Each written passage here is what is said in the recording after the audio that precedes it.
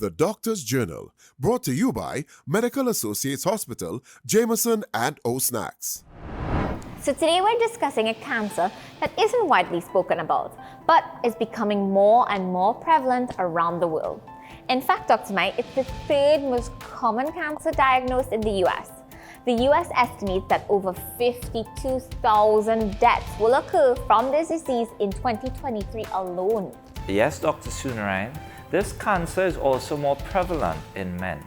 Today we are discussing colon cancer, the signs, the symptoms, and how we treat this potentially fatal disease.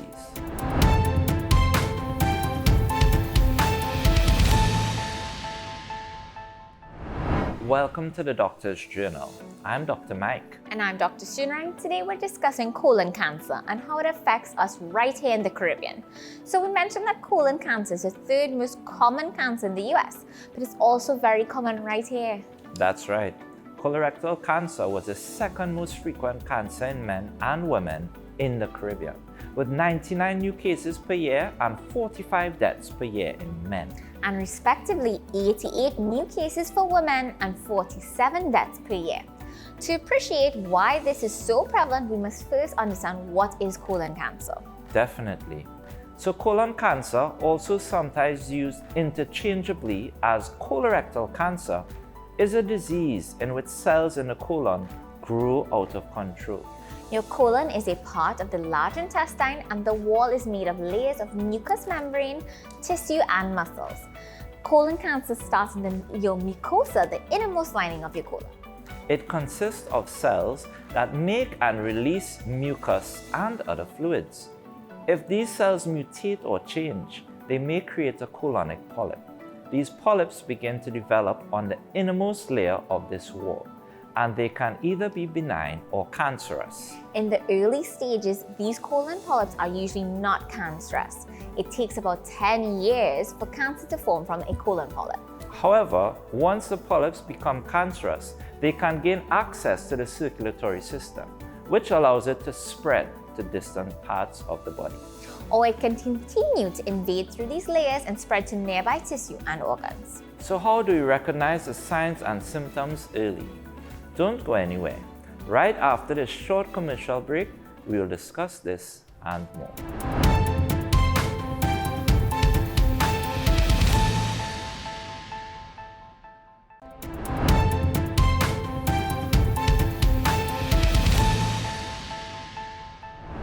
Welcome back to the Doctor's Journal. Today we are talking about colon cancer.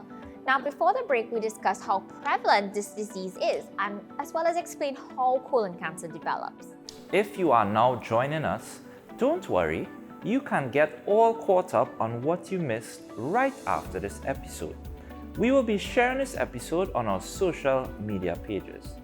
So Dr. Sunarayan, we discussed the prevalence here in the Caribbean, but we haven't touched on why colon cancer develops in some and not others. That's right, Dr. Mike, and we do have evidence that some are at higher risk of developing colon cancer. Do you want to do the honors? Ladies first. What a gentleman, Dr. Mike. Okay, so if we take a look at our screen here, right, we've identified some risk factors that may increase the probability of developing colon cancer. Some of the risk factors can be reduced by healthy lifestyle changes, but some factors are fixed, like gender.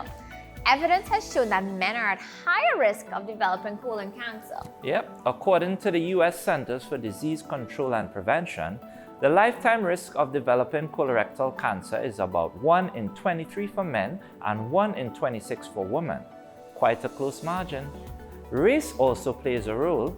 It has been found that colon cancer affects more people who have African descent than any other ethnic group. Another fixed risk factor is age. Colon cancer typically affects people over the age of 50. However, over the past 15 years, the number has changed to reflect people aged 20 to 49 being diagnosed with colon cancer. We are seeing an increase of about 1.5% each year. However, we know that gender, age, and race are not the only factors to consider. Many of the risks are heightened by smoking. Using tobacco products, including chewing tobacco and e-cigarettes, increases your risk of developing colon cancer. Excessive drinking. In general, for men, they should limit their beverages containing alcohol to 2 servings a day. Women should also limit beverages containing alcohol to 1 serving a day. Even light alcohol use can increase your risk of developing cancer. Wow. Yeah. Well, guys, this also is another big one. Not exercising. Did you know that any kind of regular physical activity may reduce your risk of developing colon cancer? Just 30 minutes a day, guys. 30 minutes of exercise. It is a lifesaver.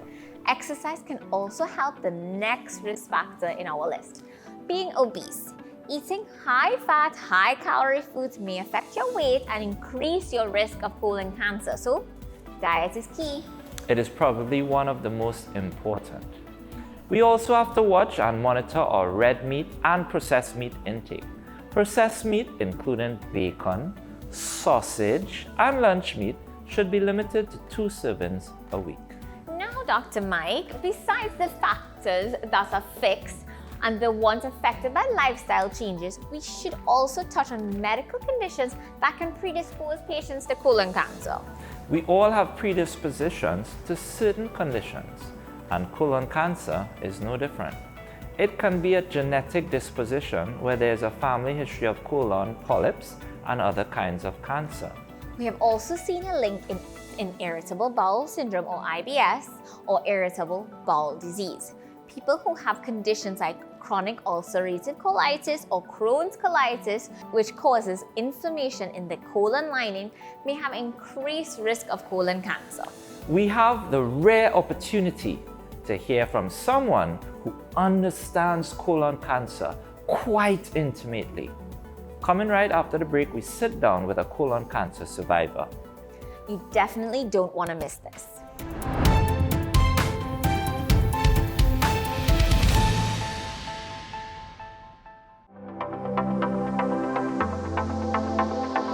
Hi, I'm Onella Selena, a registered dietitian and a nutritionist for Jameson. Chronic diseases are the leading cause of death and disability in Trinidad and Tobago, as well as the Caribbean region. Hence, it is important to support good health and reduce the risk by incorporating antioxidants into our daily routine. Antioxidants like vitamin C and vitamin E are nutrients that can help protect our cells from damage caused by free radicals. So you want to ensure that you get the recommended daily intake by eating your fruits and vegetables and additional support from your supplements. So remember, when in doubt, ask the expert at Jameson. Together, we can make informed choices and live a healthier lifestyle. At Athena Clinic, we're committed to helping you boost your confidence and live your best life. Enhance your appearance with a non-surgical procedure or optimize your health with one of our expert doctor consultations and diet and fitness plan. Call today at 282-2262.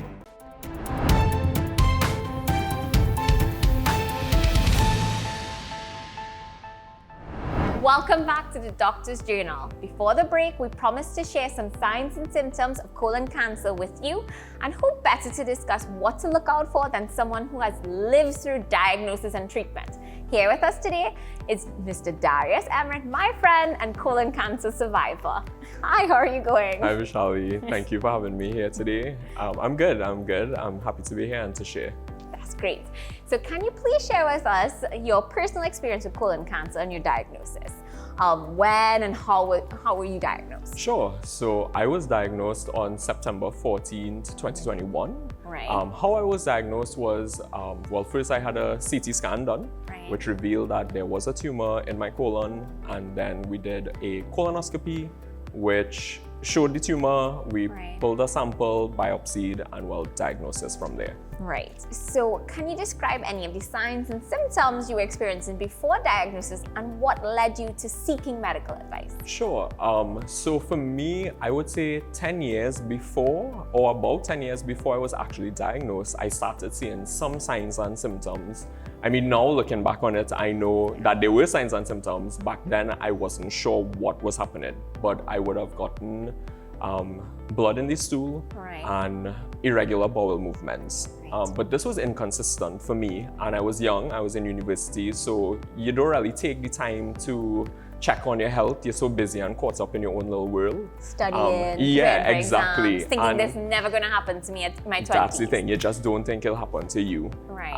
So of course, and it was happening inconsistently, so I didn't take it too seriously. Yeah. It was only, I would say, a couple months before actually getting diagnosis when the symptoms started getting severe. Right. Weight loss, total loss of energy, and I was fatigued all the time. I Right. just knew that I was going downhill and I needed to figure out what was happening at that point. Okay, so can you discuss the treatments that you went through and how it affected your life and your well-being? Sure. So for me, first I had to start with an emergency blood transfusion. Wow. Because of the blood loss I was experiencing, my blood count was 3. Yes. So That's very low. yes. So everyone was in shock that I checked myself into the hospital to get this blood transfusion done. But I did, and as I checked out of having the transfusion done, I checked into the chemotherapy suite. Right. That started 8 cycles of chemotherapy for me. It started with an IV chemo treatment. That was followed by 2 weeks of chemotherapy pills, Right. 1 week break, and then you start the cycle all over with an IV treatment. So 8 cycles of that, swiftly followed by 5.5 weeks of radiation therapy. That's every day on weekdays. For Right. 5.5 weeks, you go in and you get radiation done. Right. So this is not the same for everybody though. So some No, people so more, some people everyone's less. protocol is different. Yeah. So that was just specifically mine after I had done chemotherapy and radiation. Because my tumor was large, my tumor was 10.6 centimeters. So that's about this. Yeah, which is Right, crazy. That's big. Yes, but because of the size, we had to do the treatments first to shrink it to become safer to operate and remove Yeah. it. So once I had gone through my treatments, we did surgery and we had it removed. Thankfully, all my post-surgery screenings and checkups, everything seems clear so far. Okay, that's Yes, good. yes, yeah, definitely So happy to about hear that. So as we know, support is so important. So how did your family and friends provide that emotional support for you? And what advice would you give someone supporting someone diagnosed with colon cancer? Right, yes. So support and community, I would say, is such a big part of a diagnosis such as cancer. The light is always shone on cancer survivors, Yeah. and the caregivers really are the backbone behind a diagnosis like this. They really carry you through the way. For me, my family, they really played that role well, my friends as well. And even strangers, I found a lot of support in being open about my diagnosis, which encouraged me to carry along. So I remember when you posted about your diagnosis, Yeah. you posted it on Instagram, and I'm sure a lot of persons reached out to Yes, you. definitely. If you need anything, we'll hear. Yes, yeah. And for caregivers and those offering support to cancer survivors, I would say just keep them positive, uplift them where you can. There are a lot of low moments during a diagnosis like cancer. We may not outwardly show it, but I think those supporting and close to us know. So just keep them uplifted. You stay strong. I think they will reflect what they see in you. So if they see you strong and supporting, they will do the same, remain strong throughout. So people who are fearful of colonoscopies and screenings, what would you tell them? So I would admit that a colonoscopy is somewhat uncomfortable. Of course, people see it as invasive. Right. But let me reassure people who are fearful that it's not as bad as you think.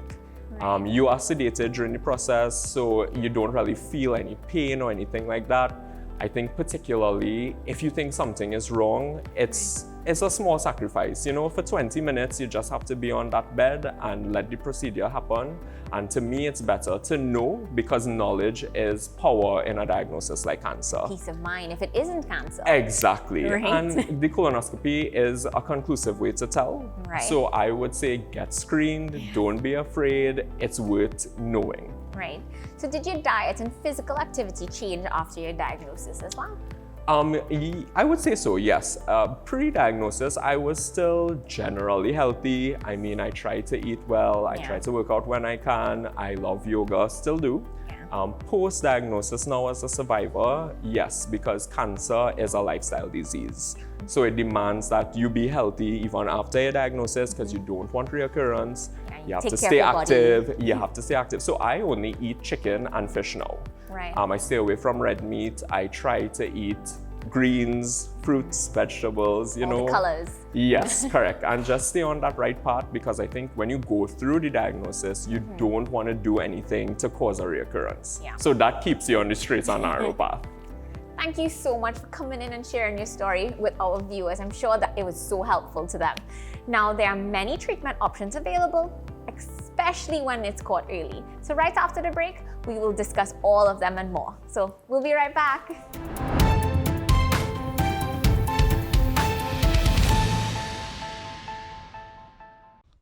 Is it difficult for you to go to the doctor? Then call us today and get a doctor at your doorstep. Our qualified team of doctors are ready to help, and we specialize in convenient at-home care, including blood tests, pap smears, diabetes management, vaccination, and so much more. Get the care you need and get a doctor at your doorstep. Call 480-4DOC to set up an appointment or to get more information.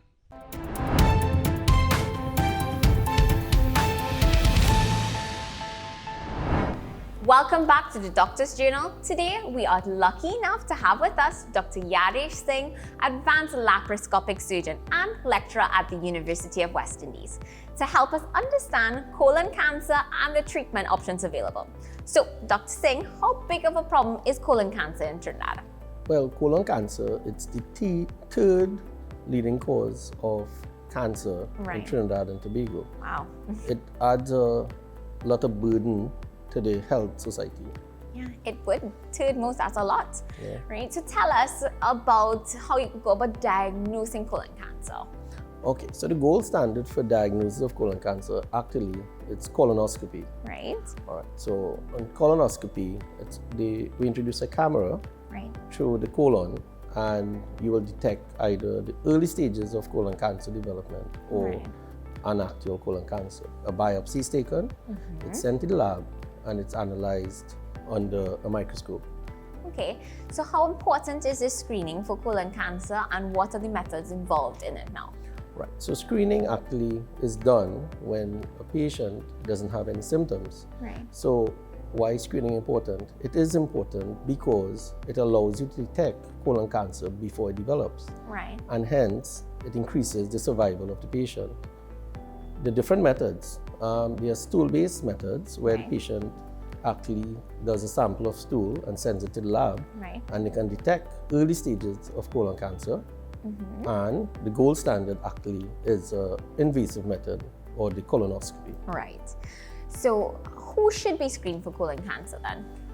So anybody between the ages of 45 should be screened for colon cancer, because at that stage you can detect the cancer at a very, very early stage, or precancerous, meaning colon cancer has not developed yet. Okay, so if you have a relative that has colon cancer, does that change screening at all? Yes, it does. If there's a family history of colon cancer, 1, 2 or more relatives with colon cancer, and if there are syndromes in the family, such as what you call the FAP and the HNPCC syndrome, then you should be screened at least 10 years before the youngest patient that is diagnosed with the cancer in that family. If they tested and they had colon cancer at 40, you're telling them to screen at 30 then? Definitely, 10 years before. Okay, so what is your biggest pet peeve concerning colon cancer then?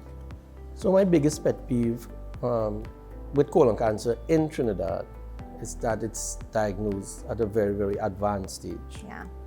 And when you diagnose colon cancer at advanced stage, the survival of colon cancer is less, and the burden to the health system is greater, because now you have to use not only surgical methods, you also have to combine this with chemotherapy and radiation to increase the survival of the patient. Okay, so as we talk about staging before, how is colon cancer staged? Well, the most common test that you will use to stage a colon cancer is what you call a CT scan or a Right. CAT scan. Right. And it's done of the chest, the abdomen, and pelvis. And it's used to stage or tell you how advanced the disease is, about the local stage of where it starts, and also in different parts of the body, such as the liver and the lung. Okay. And what treatment options are available to us? So treatment options that are available for colon cancer that is resectable, or it's the mainstay is surgery.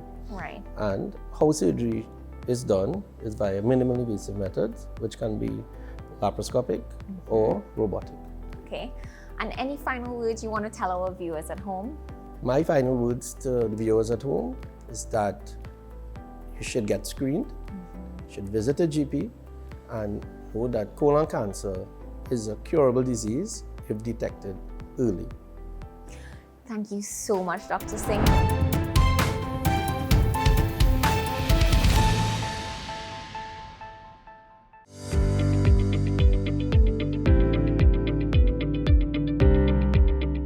Medical Associate Hospital offers advanced laparoscopic cancer surgery, providing patients with minimally invasive options for cancer surgery.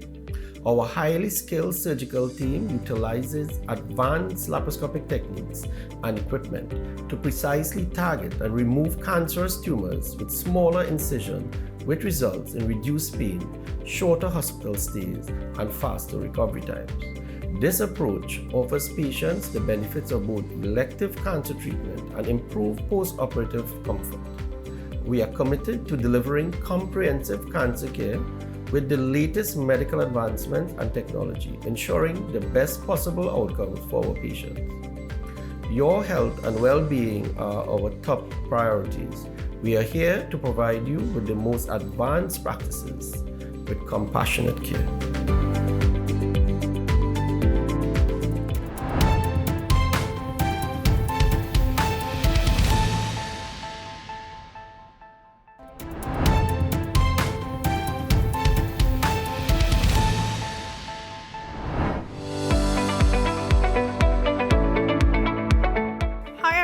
Nandini Samuel, a registered dietitian, and today I will be highlighting some key points to remember if you are at risk or may have colon cancer. You may want to avoid any kinds of red, processed, or cured meats, as well as foods that are high in sugars and saturated fats. Also, avoid alcohol, caffeine, highly refined grains, and fried foods. Instead, you can consume lean sources of protein like chicken breast, fish with high omega-3 content like salmon or mackerel, peas and beans, fruits and vegetables, and your whole grains. It is important to remember that healthy cooking methods matter. If you are doing chemotherapy, you may face some sort of side effects that can affect your ability to eat and digest food. So it is important to speak to your multidisciplinary team as well as your registered dietitian to create a meal plan to suit you. Today, I'm going to prepare an easy, simple breakfast recipe that is not only nutritious, but can alleviate some common side effects if you are undergoing chemotherapy. So here we have our preheated pan, water, almond milk, rolled oats, our omega-3 mix, as well as our honey and cinnamon. What I like to do first is pour our water. So I want to pour at least 1 cup of water into our pot.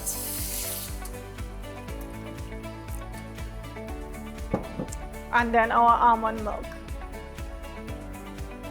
And here I have at least 1 cup of almond milk as well, and we want to simmer this until it reaches heating point. We want to pour in our oats. We want to remember that oats is very high in fiber, especially rolled oats. And of course, we want to turn it properly so that it's properly cooked. Then we have a combination of pecans, almonds, pumpkin seeds, and cranberries that we are now going to pour into our oatmeal.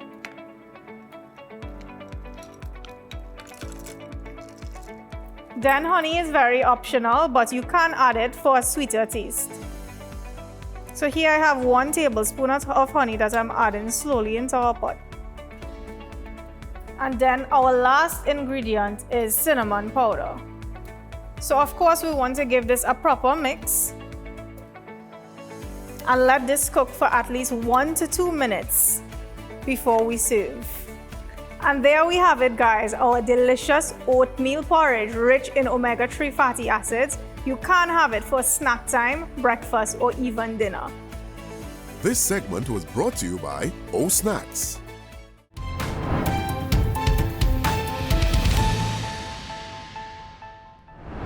So colon cancer or colorectal cancer presents itself in many ways, with some obvious and not so obvious symptoms and signs. But the most important thing to take away from this episode is that colon cancer is treatable and preventable with early screening and healthy lifestyle choices. You don't need to add to the grim statistics. Let us fight this together. if any of this information resonates with you, reach out to your local healthcare provider and get the help you or your loved one needs. You've been watching the Doctor's Journal. I'm Dr. Mike. And I'm Dr. Sunrine. Take care of you for us.